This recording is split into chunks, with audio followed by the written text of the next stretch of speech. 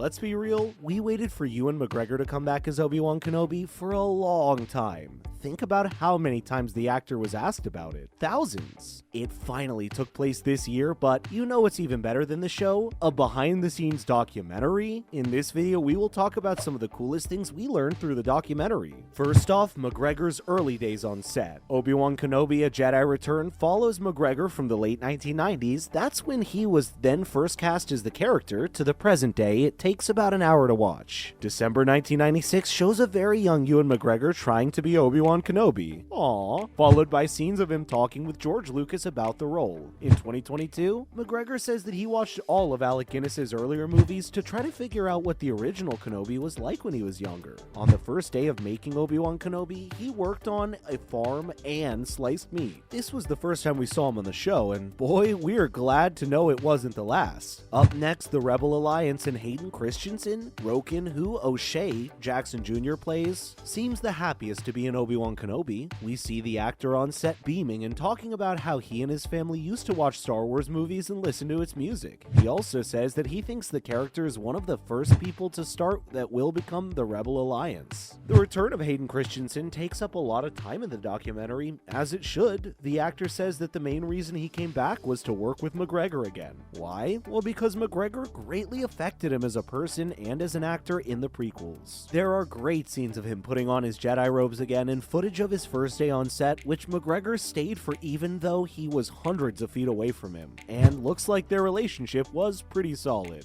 Followed by Vader, the droids, and George Lucas. McGregor said he'd worked with Christensen while wearing the Vader suit, but never with the helmet. So when he was first seeing Darth Vader walking towards him on set with his helmet, he felt real fear. The actor also said that everyone who worked on the show happened to be on the set the day to see Darth Vader's return, so he might have been the only one to see it. Then in a cute moment, Vivien Lyra Blair, who plays young Leia, talks about how she learned to read from Star Wars books and fell in love with R2-D2 right away. McGregor said again that Blair loves droids very, very much. We also see a great clip of the two taking a chemistry test over Zoom, which was a lot of fun. In one of Christensen's best scenes, and there are many of them, he talks about how Lucas told him that even when Darth Vader is at his worst, he still has a little bit of Anakin in him. He's always the one who is chosen. Moving on to the Emperor, the ultimate fight, and Liam Neeson. It's unclear why, but Deborah Chow was in charge of Ian McDiarmid's scenes as Emperor Palpatine instead of Zoom. The actor says that he forgot the words execute all the time. Even though it's not used in the show, the famous John Williams piece was played on set when McGregor and Christensen fought for the last time as Kenobi and Vader. Seeing Liam Neeson back on set as Qui-Gon Jinn is one of the most exciting parts of the documentary. The actor says that Chow sold him on the idea, and when he heard that McGregor was coming back, he had to do it. Followed by the ending and A New Hope.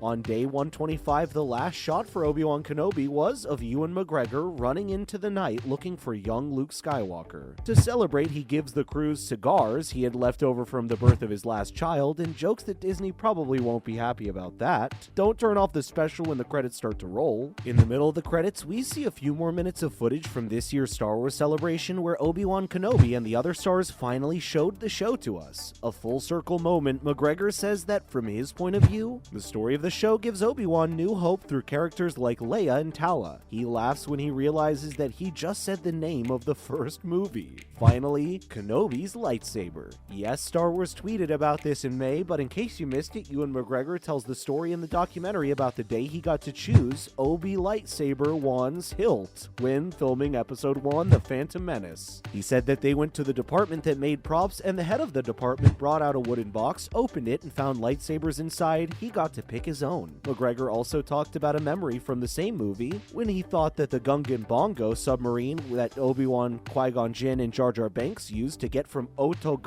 to Theed would actually be going underwater. Prop master Brad Elliott and his team made a hybrid lightsaber hilt for the Disney Plus show. It is passed from Alex Guinness' lightsaber from episode 4, A New Hope, and McGregor's lightsaber from episode 3, Revenge of the Sith. Elliott says, quote, "In a way, this is where we are now. As far as shape goes, it looks a lot like the lightsaber from episode 4. It has the switchboard instead of the bubbles." Also, one of the most important parts of Kenobi's story is the story of the Jedi Master and Princess Leia, which has never been shown on screen before. This was actually one of the things that made director Deborah Chow want to join the series. Now for some other related news you might have missed out on, starting off with the new Star Wars prequel. Even though Star Wars is known for its prequels, one of the most important things that the cast and crew of Andor keeps saying is that it takes place 5 years before Cassian Andor shows up in Rogue One. Now that we know what happens in Rogue One, it's clear why it has to be a prequel story. Cassian dies on Scarif with Jean Erso after they send the Death Star plans to the Rebellion. This is a spoiler for those who haven't seen the movie. Tony Gilroy, the executive producer of Andor, had been talking about the final days of Cassian's life ever since he took over the show's development.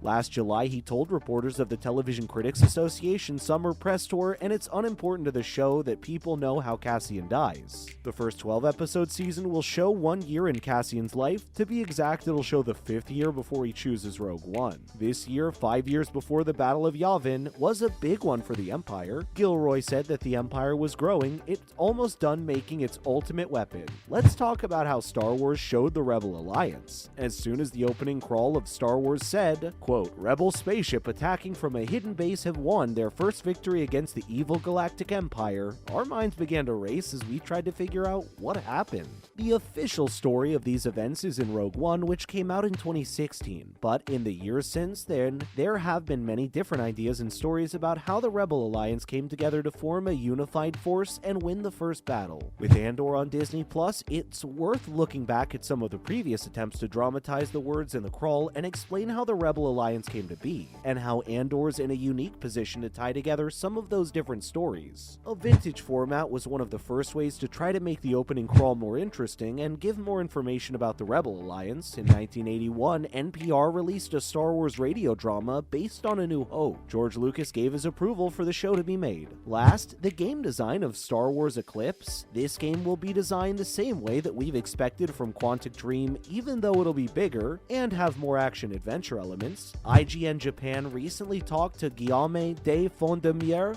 the CEO of Quantic Dream. The titles take place at an unknown time in the High Republic era, which was a long period of peace and prosperity for the Republic before it became corrupt. Phase 1 stories in the High Republic Initiative began around 232 years before the first Death Star was destroyed. However, visual clues from the trailer, such as the wreckage of an N1 starfighter and a battle involving a Trade Federation Lucre Hulk, show that the story takes place much later, closer to the Phantom Menace. Even though the trailer didn't show anything in engine, it showed that the game would have lightsaber battles, space battles, and exploration of a galaxy far, far away. De Fondemier says that Star Wars Eclipse will be a Quantic Dream game at heart, even with the new approach. That's a wrap for this video. What do you think of how nervous and adorable Ewan McGregor was in his early days on set? Which reveal was the wackiest for you? Let us know in the comments below. Make sure to give this video a thumbs up and subscribe to our channel for more videos just like this. Thank you so much for watching. We'll see you in the next one.